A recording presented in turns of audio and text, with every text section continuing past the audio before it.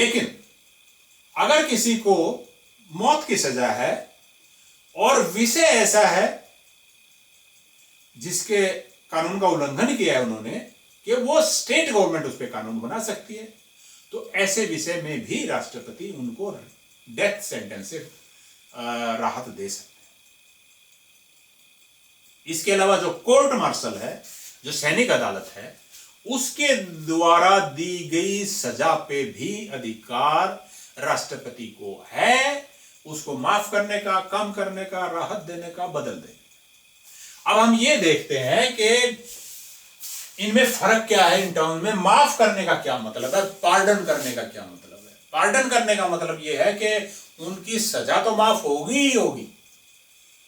आमतौर पे ये डेथ सेंटेंस में होता है कि उसको आप डेथ सेंटेंस नहीं मिलेगी, इसके साथ साथ यह भी माना जाएगा कि उन्होंने वो अपराध किया ही नहीं जिसके कारण उनको डेथ सेंटेंस दी जा रही थी। पार्डन। इसके बाद आता है, ये ले लीजिए कोमुट। पहले कोमुट का मतलब है सजा की प्रकृति को बदल देना। यानी जैसे किसी को मान लिया डेथ सेंटेंस दी हुई है, उसको लाइफ इंप्रिजनमेंट में बदल देना। किसी को कठोर कारावास की सजा है, उसको साधारण कारावास में कर देना, ये कोमुटेशन है, कोमुट करना है। रेमिट करने का मतलब है कि सजा के पीरियड को कम कर देना। डेथ सेंटेंस पे तो ये एप्लीकेबल नहीं है। सजा को कम कर देना, जैसे किसी को 10 साल की सजा है, उसको 8 साल की कर देना। आपको पता ही होगा, अभी जो इंडिपेंडेंस डे था 15 अगस्त को, हरियाणा सरकार ने ऐसा किया। हरियाणा के जो राज्यपाल हैं, उन्होंने एक आदेश निकाला कि जो आदमी इतनी उम्र से ज्यादा के हो गए हैं, उनकी सजा इतनी कम कर दी गई है, तो वो रेमिशन है।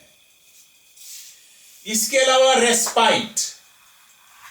रेस्पाइट आपको याद है राजीव गांधी के मर्डर का केस, उन पे वो जो लेडी थी जिन पे आरोप था कि उन्होंने मारा, उनको सजा हो गई थी, बाद में वो प्रेग्नेंट हो गई। तो मुद्दा यह था कि इनकी सजा को, क्योंकि स्पेशल सर्कमस्टेंसेस हैं, बच्चा है इनके पेट में, इनको मृत्यु की सजा ना देकर इनको आजीवन कारावास में बदल दिया जाए। तो इस तरह की जो सजा होती है, स्पेशल सर्कमस्टेंसेस के कारण सजा को टाल दिया जाए या सजा को कम कर दिया जाए, सजा की नेचर बदल दी जाए, उसको रेस्पाइट बोलते हैं। रिप्रीव होता है राहत। जैसे मान लिया किसी को फांसी की सजा होनी है, एक तरह का स्टे ऑर्डर होता है ये, और वो अपील कर दे राष्ट्रपति को कि साहब मुझे माफ कीजिए, मैंने ये गलती नहीं की, या मुझे बस माफ कीजिए। जब तक उस पे उनकी अपील पे डिसीजन ना हो, तब तक उनकी सजा को टाल दिया जाए, तो उसको हम रिप्रीव कहें।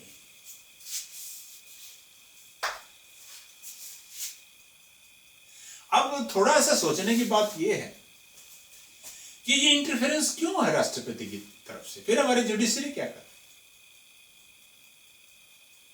कितने सारे कोर्ट्स हैं, धीरे धीरे करके मामला जाता है, सुप्रीम कोर्ट तक जाता है, सुप्रीम कोर्ट में रिव्यू भी होता है, दोबारा प्रोविजन होता है उसका, और उसके बाद फिर राष्ट्रपति कहेंगे नहीं ये तो इसको माफ कर दो। उसका रीजन ये है कि ऐसी पॉसिबिलिटी हो सकती है कि सुप्रीम कोर्ट का अंतिम फैसला आने के बाद कुछ ऐसे फैक्ट्स आए, प्रकट हों, जो कि पहले नहीं पता थे, तो उनको भी ध्यान में रख के डिसीजन लिया जाए। इसका स्कोप देखने के लिए कि ऐसा स्कोप होना चाहिए कॉन्स्टिट्यूशन में, इसीलिए राष्ट्रपति को यह पावर दी गई है। किसी तरह का पक्षपात करने के लिए यह पावर नहीं दी गई है। एनीवे, दूसरी जो पावर्स बची, एग्जीक्यूटिव, लेजिस्लेटिव और जुडिशियल होगी। दूसरी जो पावर बची है उनमें मिलिट्री पावर्स, ये हमने बताया था कि मिलिट्री पावर उसी में आ जाती है। उसमें यह है कि जो सुप्रीम कमांड है, सुप्रीम कमांड डिफेंस फोर्सेस की, वो निहत है राष्ट्रपति। इसके अलावा राष्ट्रपति युद्ध की घोषणा करते हैं, शांति हो जाए युद्ध के बाद तो उसकी घोषणा भी राष्ट्रपति करते हैं। ये मिलिट्री पावर्स है। अब मैं ये कहूं कि वो डिफेंस फोर्सेस के जो आर्मी है, नेवी है, एयरफोर्स है, उनके चीफ्स की भी अपॉइंटमेंट करते हैं, वो तो वही आ गई। जितने भी सरकारी अफसर हैं ग्रुप बी एंड ऑनवर्ड्स, उन सब की अपॉइंटमेंट राष्ट्रपति के नाम पे होती है, राष्ट्रपति ही करते हैं। तो ये कोई स्पेशली कहना कि डिफेंस जो फोर्सेस है उनके चीफ्स की अपॉइंटमेंट राष्ट्रपति करते हैं, मुझे लगता नहीं कि उसकी यहां जरूरत है। एनीवे, डिप्लोमेटिक पावर्स, विदेशों का जो मामला है उसमें भी राष्ट्रपति को विशेष अधिकार है। और जहां भी मैं राष्ट्रपति बोलता हूं, आप ये मानिए कि राष्ट्रपति या उनके रिप्रेजेंटेटिव। एक तो राष्ट्रपति दूसरे देशों में अपने प्रतिनिधि भेजते हैं, दूसरे देशों के जो प्रतिनिधि आए हैं उनको स्वीकार करते हैं, एक्रेडिटेशन बोलते हैं इसको। एक्रेडिटेट करते हैं और एक्रेडिटेशन लेते हैं, क्रेडेंशियल्स एक्सेप्ट करते हैं। जो विदेशी एम्बेसडर होते हैं दूसरे देश के, एम्बेसडर, हाई कमिश्नर, और उनका जो फर्क है वो यहां बताने की जरूरत नहीं है। सिर्फ इनको हेड ऑफ द मिशंस बोले या हेड ऑफ द पोस्ट बोले, उनको वो अपॉइंट करते हैं, अपने हस्ताक्षर से लेटर देते हैं दूसरे देश की सरकार के नाम कि मैं इनको अपॉइंट कर रहा हूं। इसी तरह से दूसरे देश के जो लोग हैं वो भी लेटर लेके आते हैं, राष्ट्रपति को देते हैं, और ये जो लेटर्स होते हैं इनको क्रेडेंशियल्स बोलते हैं।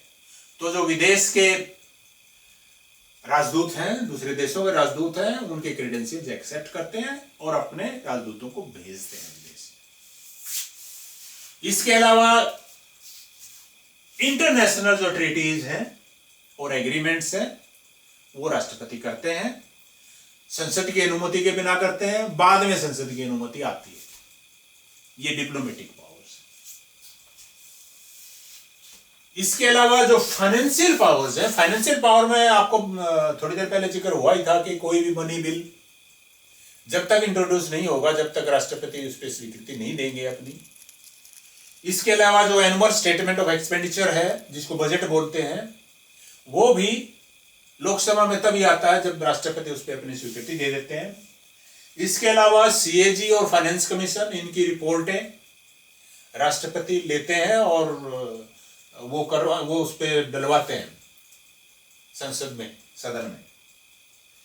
इसके अलावा एक कॉन्टिजेंसी फंड ऑफ इंडिया होता है। आपको ये पता ही होगा कि राजस्व से कोई भी पैसा संसद की अनुमति के बिना खर्च नहीं हो सकता, लेकिन कभी कभी ऐसा हो जाता है कि आकस्मिक कोई खर्च आ जाए तो उसको पूरा करने के लिए, उस पैसे को खर्च करने के लिए एक स्पेशल फंड बनाया जाता है जिसको कॉन्टिजेंसी फंड ऑफ इंडिया बोलते हैं। कॉन्टिजेंसी फंड ऑफ इंडिया में जो पैसा होता है वो राष्ट्रपति के डिस्पोजल पे होता है। राष्ट्रपति उसमें से खर्च कर सकते हैं संसद की अनुमति के बिना, एक्सीजेंसी।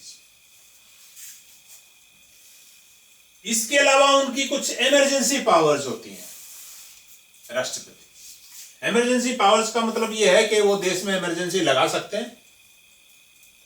इमरजेंसी के दौरान उनके अधिकार बढ़ जाते हैं, जो स्टेट के सब्जेक्ट हैं उन पे भी कुछ अधिकार चले जाते हैं उनके। इमरजेंसी 3 तरह की होती हैं। आर्टिकल 352, 356 और 360 ये डील करते हैं उनको।